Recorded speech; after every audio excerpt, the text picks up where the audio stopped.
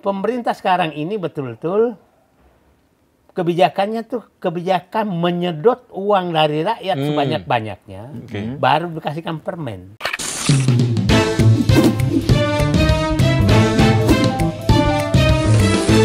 To the point aja. Pak Sadidu, berarti kalau kita ngeruntuh dari tadi sehari kira-kira 4 triliun ya, sehari. Kalau misalnya dikumpulin, sekarang ini sudah 80 tahun merdeka, masyarakat kita sebetulnya sudah saatnya untuk tidak seperti sekarang ya secara luas ya. Andai duit itu tadi masuk benar-benar ke sana. Yang problem sekarang, yang saya titik ini Prabowo, kan ada uang haram sekitar perhitungan saya 7.000 triliun tidak ada di perputaran.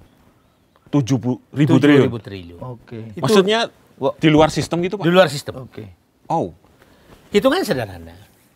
Gimana Judi itu, Pak? online Oke. kira-kira perhitungan saya 2.000 triliun. Oke.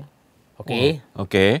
Korupsi, uang korupsi 2.000 triliun, Oke. 4.000 triliun. Ini korupsi dari segala bidang. Dalam segala bidang. Semua lini? Semua lini. Oke. Kemudian narkoba mungkin 1.000-an triliun. Oke. Oke. 1.500, penyelundupan 1.000-an triliun, 7.000 triliun. Oke. Nah, nah saya heran sekali kenapa kalau ini masuk ke perputaran formal, maka biasanya nilai tambah uang berputar 30%. Artinya 2.100 triliun uang akan berputar. Pajak anggaplah paling jelek dapat 20%. Artinya 1.400 triliun dong. Oke. Nah, jadi kalau mau menyelesaikan ekonomi Indonesia, itu formalkan semua itu, maka berputar ekonomi. Nah, yang kedua, yang problem besar adalah pemerintah sekarang ini betul-betul kebijakannya tuh kebijakan menyedot uang dari rakyat sebanyak-banyaknya, baru dikasihkan permen. Maksudnya begini, apapun dipajakin, Ya. sehingga kesedot kan. Ya. Oke. Terus proyek-proyek besar ditarik ke atas, kesedot semua. Jadi semua adalah kebijakan ini menjedot ke atas, kering dibawa baru dikasih bansos. Padahal sebenarnya bagi negara jangan sedot uang dari rakyat, karena saya petani pisang. Kalau Anda sedot, maka tetangga saya nggak beli pisang saya. Oke. Kalau dia beli pisang saya, maka saya beli ikan tetangga saya. Maka uang berputar. Berputar, oke. Nah, itu yang terjadi. Nah, kita lihat contohnya begini. Petani sawit. Semua kan dipajakin sampai habis-habisan. Iya. Pajak ekspor macam-macam. Coba kalau uangnya itu tertahan di petani sawit, maka uang itu berputar di kampung. Nah, saya sih berharap mungkin Menteri Keuangan kita ini nggak pernah hidup di bawah. Jadi pikirannya hanya nyedot gitu loh. Iya. Kenapa pilih jalan itu pemerintah? Kan pemerintah punya kuasa untuk memilih jalan yang pertama yang memasukkan 7.000 triliun dalam sistem. Nah, mungkin nanti Pak Said bisa jelaskan gimana caranya nih. Secara teori gimana nih dari Jadi ini penegakan hukum. Oh. Udah berkali-kali kan kita menyebutkan siapa sih ketua projo ini kan disentuh enggak. Oke. Iya kan? Nah, Jadi, yang paling menarik kemarin yang merugikan bandar judi yang ditangkap. Di Jogja. Yang merugikan bandar Bandar yang coba bukan dicari bandarnya. Memang kau merugikan bandar maka aku tangkap. Kau ini negara apa ini gitu loh. Nah, ini kan kita harus sampaikan ke rakyat. Nah, kalau bandarnya cobalah dikasih bansos dipakai judi disedot judi online. Iya. Ya kan? Coba Betul. ya kan? Jadi gini, ngambil pajak ke rakyat, pajak itu jadikan bansos, bansos itu dikasih ke bandar judi. Nah, balik lagi ke sana. Balik lagi ke bandar judi. Nah, nih negara apa kayak begini-gini? ini memang semakin aneh kita nih Pak Sadidu. Ada tadi pajak udah sedot. Misalnya kita sekarang makan di resto, makanannya udah kena pajak. Betul. Sekarang royalti ada lagi loh. Bayar, bayar lagi. Musik. Bayar musik. Dicas tuh di situ. Dicas musik. Ini, nah saya bilang, saya tadi kan menyatakan mungkin sudah saatnya kita mencoba mengkritik Sri Mulyani. Waduh, ini ya. Ya, Sri Mulyani ini menteri terlama. 20 tahun menteri. Menteri Keuangan loh. 20 tahun. Nah, yang paling menarik, Bu Sri Mulyani kan saya ingat betul waktu 98. Saya mohon maaf bukan ini cuma membuat istilah aja. Karena saya saat itu sudah anggota MPR. Dan bertiga ini perempuan. Sri Mulyani, Miranda Gultom, Mari Pangestu. Itulah yang memberikan kritikan sangat keras kepada Habibie. Ekonomi Habibie, padahal Habibie lagi berprestasi kan. Bagus.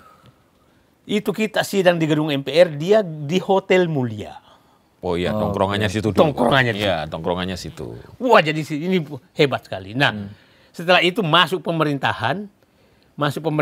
Nah, yang paling puncaknya adalah dia, saya katakan Bu Sri Mulyani lah membuat negara kebebani utang sangat besar sekarang, yang tahun ini kita harus membayar hampir 1.400 triliun 2025. Tepatnya kira-kira 1.352 triliun.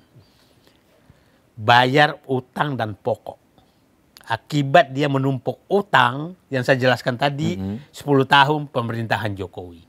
Sehingga saya katakan penderitaan. Nah, karena utang besar sekali, sebagai bayangan ke rakyat, Joko Widodo masuk pemerintahan 2014 itu APBN belum 1.000 triliun loh.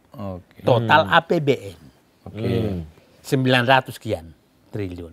Bayar utang sekitar 150-200 triliun. Sekarang 1.400 triliun hanya untuk bayar utang dan pokok.